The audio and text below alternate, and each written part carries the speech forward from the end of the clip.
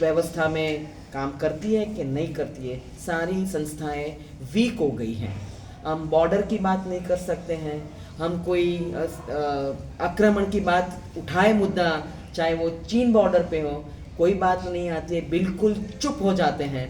तो ये कौन सा अन्याय हमारे देश के वासियों के साथ हो रहा है कि आप देशवासियों का सवाल का उत्तर तक नहीं दे पा रहे हो। आप उस समय बिल्कुल चुप हो जाते हो और फिर कहते हो कि नहीं, हम आगे बढ़ गए, हम एक डेवलप नेशन की तरफ जा रहे हैं। मुझे नहीं लगता है कि ये सारी बातें सही हो रही है। सच बताना चाहिए देशवासियों को। इस काल में 10 साल में आपने जो जो वादे किए, 15 लाख की बात मजाक बना दिया। आप सबको बोलते थे कि हम सबके खाते में 15 लाख रुपया डाल देंगे। लोग ने सुना कि हाँ 15 लाख आएंगे, वो बताया कि ये तो जुमला है। और जुमले पे अगर आप ये देशवासियों को गुमराह करें, मुझे लगता है कि ये काल में 10 साल में बहुत ही अन्याय हुआ है और इस सरकार को नहीं कहना चाहिए कि हमने बहुत अच्छा काम किया है। धन्यवाद। मैडम, जिस तरीके से आप बात कर रहे हैं कि आर्थिक रूप से भारत की स्थिति खराब हुई है, जो भी व्यवस्थाएं बनी करी है, पिछले करीब करीब इस पूरी गवर्नमेंट काल के अंदर निर्मला सीतारमण खुद वित्त मंत्री रही है, ये बात भी लगातार उठती रही है कि वित्त मंत्री के रूप में वो भी एक कोई विशेष उपलब्धि हासिल नहीं कर पाई है। आपको लगता है कि जैसे प्रणब मुखर्जी, मनमोहन सिंह जैसे जो पहले वित्त मंत्री रहे हैं, फाइनेंस मिनिस्टर रहे हैं, ऐसे लोगों का अभाव है भारतीय जनता पार्टी में जो देश के लिए नई पॉलिसी नहीं बना पाते? नहीं, वो तो सही बात है कि आपको एक बहुत लंबा सफ़र पहले तय करना पड़ता है कि एज एन इकोनॉमिस्ट, तब आप इंडिया की अर्थव्यवस्था समझ पाएंगे। और ये अर्थव्यवस्था जब मनमोहन सिंह जी के आप अगर सीवी देखेंगे, उनको पूरा विश्व एक इकोनॉमिस्ट की तरह इतना रिस्पेक्ट करते हैं। वो ऐसी लेके आए इकोनॉमी को, ऐसा बनाया कि सबके भाग में आप समझो कि 26 करोड़ लोगों को गरीबी की रेखा से ऊपर लेके आए, मिडिल क्लास में ले आए। जो आज आप मिडिल क्लास देख रहे हैं, वो जब गरीबी रेखा के नीचे था। और सबको एक जॉब का सेटिस्फेक्शन देना मनरेगा में, वो मनरेगा था तभी कोरोना में ये हुआ।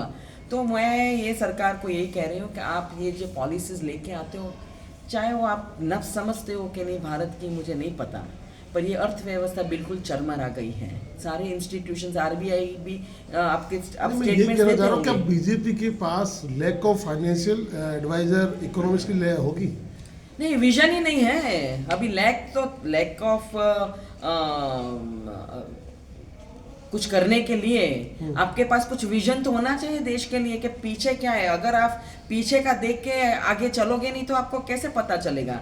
अभी फाइनेंस मिनिस्टर को तो जो कहा जाता है वो करते हैं। उन्होंने पता नहीं पहले के 5 ईयर प्लान्स देखे हैं कि नहीं है, पहले के बजट्स देखे कि नहीं है। आपने देखा भी नहीं है कि अभी हमारे वहाँ जब इंफॉर्मेशन टेक्नोलॉजी आया, इतने कानून बने, नए कानून है। अभी तो हम आर्टिफिशियल इंटेलिजेंस में जा रहे हैं, हमको कौन से रेगुलेटर्स चाहिए होंगे। तो ये अर्थव्यवस्था की भी एक पार्ट है ना हर जगह पे। तो वो चाहे विजन ही नहीं है तो आप काम कैसे करोगे। मैम, इलेक्ट्रॉन बोर्ड पे आपका क्या आगे रहेगा? मैम, आपने बोला कि इलेक्ट्रॉन बॉन्ड का कुछ डेटा सामने नहीं आ रहा, किस तरह का डेटा है जो आप कह रहे हैं? सुप्रीम कोर्ट ने ऑर्डर भी किया है 13 मार्च को। सुप्रीम कोर्ट ने बता दिया है, जो एसबीआई बैंक है वो एक एजेंसी की तरह थी, वो ही एक बैंक है जो इलेक्टोरल बॉन्ड्स दे सकती थी, इश्यू कर सकती थी। तो बोला है सुप्रीम कोर्ट ने एसबीआई को कि आपने जितने इलेक्टोरल बॉन्ड्स दिए वो सब आप इलेक्शन कमीशन को साझा करें और सब डेटा इलेक्शन कमीशन को मार्च की 1 तारीख दी, उससे पहले आप दे दें। आप अगर देखेंगे, आपके प्रश्न का मैं जवाब उत्तर दूं कि आप देखेंगे तो सारे ऑपोजिशन पार्टीज हैं, उनके पास क्या फंड आया है इलेक्टोरल बॉन्ड से 2018 से, और इनके पास आया है ये है कम से 200 करोड़ से, और इनका है 6000 करोड़। कहाँ से कहाँ। और ये भी बताया है जिन लोगों ने ये मैटर कोर्ट में आर्ग्यू की, वो वरिष्ठ वकीलों ने बताया कि इसको इलेक्शन के साथ संबंध ही नहीं है। आपने इलेक्टोरल बॉन्ड्स बोल दिया, ये बॉन्ड आपने इश्यू कर दिया जिस कंपनी को, वो उन्होंने पैसा दिया, आपने उसको बॉन्ड दिया, पैसा गया पार्टी में, पर वो पार्टी ने इलेक्शन के लिए पैसा यूज़ किया है वो तो पता नहीं है। तो ये इलेक्टोरल बॉन्ड्स क्यों है। तो ये सारी अगर आप सुप्रीम कोर्ट की वकीलों की आप सबमिशन देखेंगे और उसका जजमेंट देखेंगे तो आपको पता चलेगा कि इतना बड़ा स्कैम इस 10 साल में कभी नहीं हुआ। इतना बड़ा स्कैम इस देश ने इलेक्टोरल बॉन्ड्स के रूप में देखा। मैम आपने फार्मर प्रोटेस्ट की बात की कि अभी तक उनसे किसी ने बात नहीं की, बट 3 राउंड्स की मीटिंग हो चुकी है। नहीं, मीटिंग्स हो रही हैं, पर फार्मर्स की मीटिंग्स होने से क्या फ़ायदा जब आप उनकी बात सुन के प्रैक्टिकल सॉल्यूशन नहीं ला सकते हो।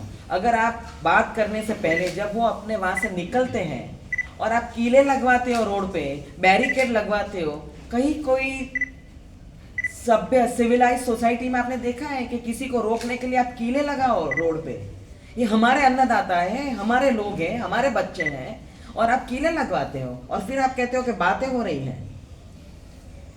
एक जो किसानों की मांग इस तरह की है कि एक तो एमएसपी कानून बने, दूसरा उनकी मांग है कि फसल खरीदी गारंटी मिले, अगर कोई नहीं खरीदे तो सरकार खरीदे। क्या किसी भी सरकार के लिए फिजिबल है क्या सभी तरह की फसल खरीदना?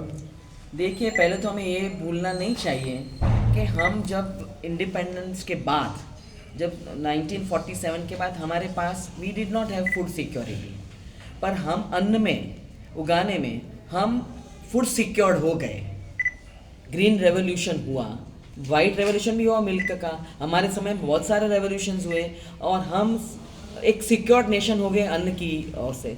अभी हमारे अन्नदाता अगर कहते हैं तो बात तो सुननी चाहिए ना सरकार को कि वो ले सकते कि नहीं ले सकते। सबसे बड़े खरीदार तो सरकार ही होती है ना, और वो क्यों ना ले तो वो बताना भी चाहिए। आपने जो प्रश्न पूछा कि वो सरकार किसान ऐसा कहते हैं कि हमारी फसल का एमएसपी लॉ, तो एमएसपी लॉ बनना चाहिए, पर एमएसपी लॉ बनेगा वो 2014 में बताया था और फिर नहीं बनाया और उसकी अगेंस्ट में एफिडेविट की सुप्रीम कोर्ट में कि हम ये करेंगे तो ये होगा। अरे भाई, आप पहले जो बताते हो तो इसका मतलब कि हर बात को आप जुमला समझते हो, आप हर बात को लाइटली लेते हो।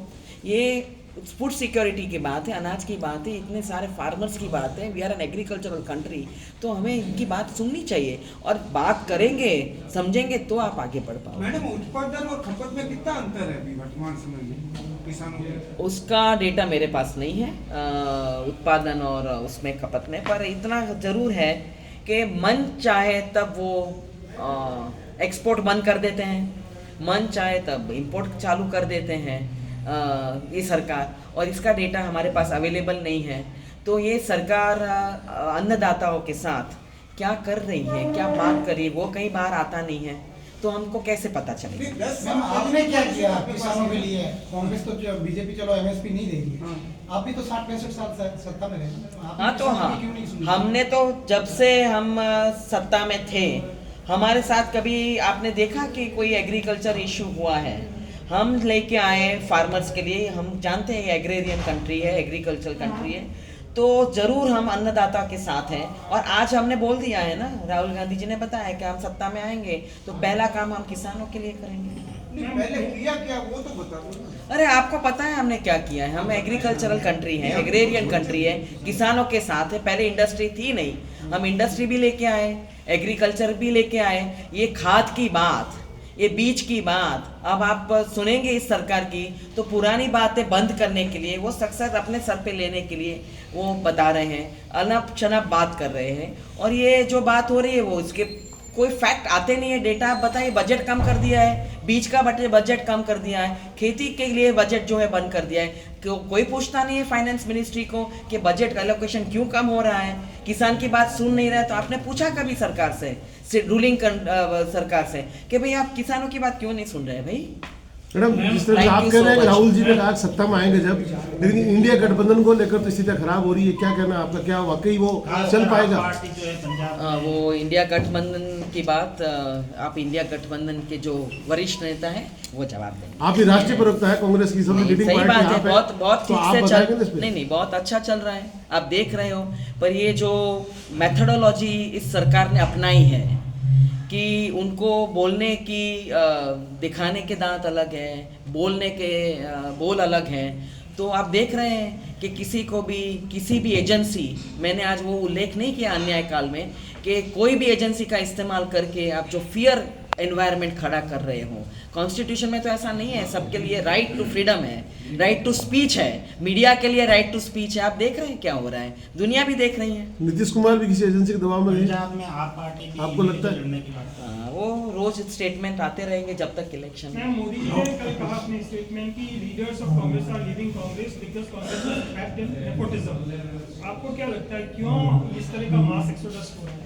मुझे लगता है कि दी ऑनरेबल प्राइम मिनिस्टर ऐसे स्टेटमेंट नहीं करने चाहिए, क्योंकि वो सारे जो अपने वहाँ के जो बीजेपी के लीडर्स हैं उनको तो आगे नहीं कर रहे हैं, दूसरी पार्टियों से ऐसा क्या है कि लेके जाते हैं, तब उनको कोई प्रॉब्लम नहीं होती है, तब कोई विचारधारा नहीं होती है। और फिर ले जाने के बाद आप कहते हो कि वो कहते हैं कि बाहर से हमारे वहाँ आते हैं, तो क्या इनके कार्यकर्ता में लीडरशिप की क्षमता नहीं है?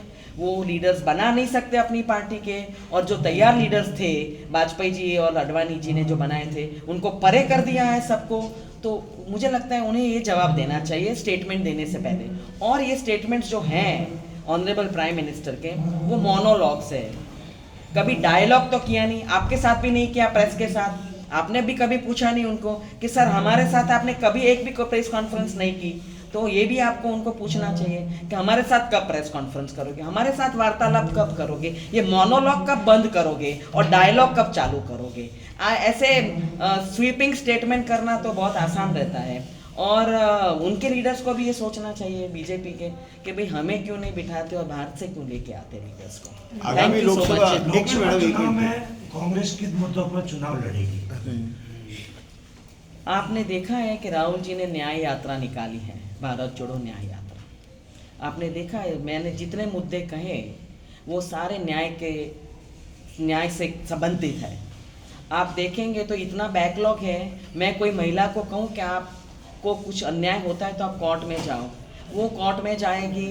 5 से 6 करोड़ का बैकलॉग है जुडिशल सिस्टम में, वो बैठी रहेगी न्याय के लिए। उसके लिए हम क्या व्यवस्था कर सकते हैं उसके बारे में ना तो ऑनरेबल प्राइम मिनिस्टर बोलते हैं ना तो लॉ मिनिस्टर बोलते हैं। नहीं, चुनाव के नहीं आपके नहीं, मुद्दे मैं क्या इसी पे आ रही हूँ। तो ये भी एक सामाजिक न्याय का मुद्दा है, वो हम लेके आए हैं कि हम सामाजिक न्याय लेके आएंगे, क्योंकि कॉन्स्टिट्यूशन सामाजिक न्याय की बात करता है, social justice. We are a country of social justice of the constitution of India.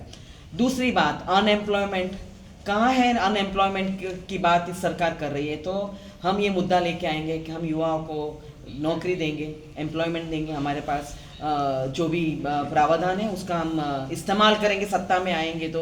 हम महिला की सेफ्टी की बात करें, हम केविएट के साथ बात नहीं करते, कंडीशन के साथ बात नहीं करते, हम किसानों की बात कर रहे हैं। और हम सबसे ज़्यादा ये इंस्टीट्यूशंस जो वीकन हो गए हैं, including the 4th pillar of the democracy, ये सबको हम डेमोक्रेसी में लाएं।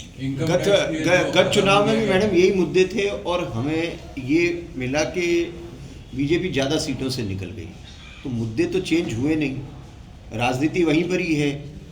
फिर अब इस बार नया क्या है जो आप लेके लोकसभा में जाएंगे, जिन मुद्दों को लेके आप लोकसभा चुनाव में उतरेंगे? हाँ नहीं, मुद्दे तो इधर से उधर थोड़ा फर्क पड़ेगा पर मुद्दे तो वही रहेंगे। युवाओं को नौकरी तो नहीं मिली, तो उससे बीजेपी की सीटें भी कम नहीं हुई। नहीं तो ये अभी इस बार आप देखेंगे कि कितना फर्क पड़ता है। आज 3 युवा में से एक का कल डेटा आया है कि इतने सारे खुदकुशी कर रहे हैं, तो सब देख रहे हैं ना।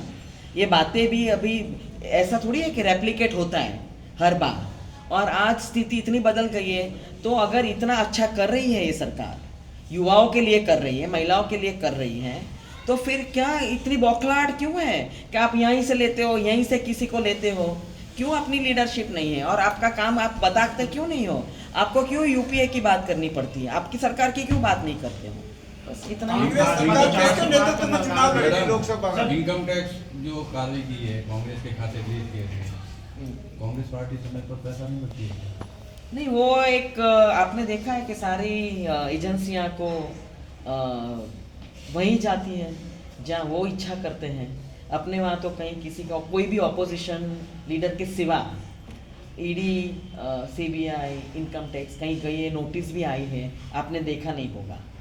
पर एक छोटा सा व्यवहार वाली, एक इतना बड़ा तो है नहीं, 6,000 करोड़ का उनका है पार्टी का, वहाँ नहीं आती है कोई नोटिस कि भाई आपने ये रिटर्न नहीं भरा, ये पैसा कहाँ से आया, ये कंपनी ने लॉस मेकिंग कंपनी है, कैसे उसने इलेक्ट्रल बॉन्ड्स खरीदे हैं, वो कौन सी कंपनी है जिसके पास पूरा घाटा ही है फिर भी आपने बॉन्ड्स दिए हैं, आपको पैसा दिया है, तो वहाँ नोटिस नहीं जाती है। ये तो परेशानी की बात है।